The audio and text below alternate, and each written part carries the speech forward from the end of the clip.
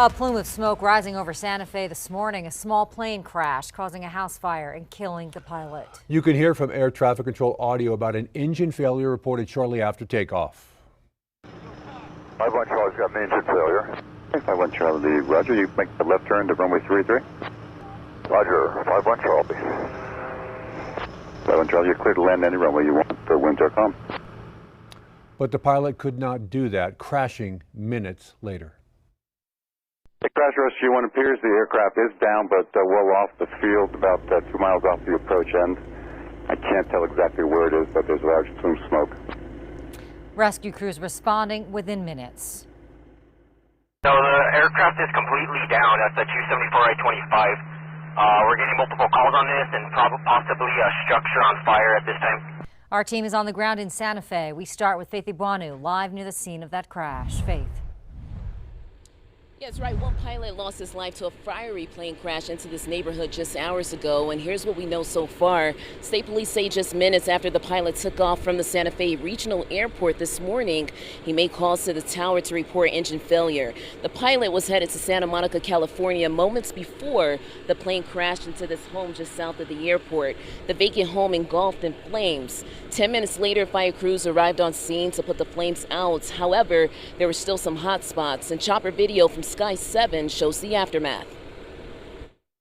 Approximately 30 seconds to a minute later, the plane went down, making contact with the residents.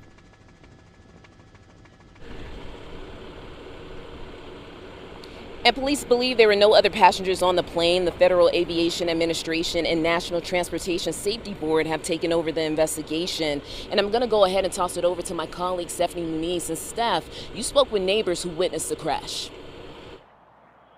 Yeah, Faith, well, one of the neighbors that saw this right after it happened tells me he was pretty shaken up when he heard about a plane crashing into a home. Now, this is the aftermath of that crash. You can see that double wide in the distance is about halfway destroyed because of that plane crash. Now, this video was taken just moments after that plane crashed into a house.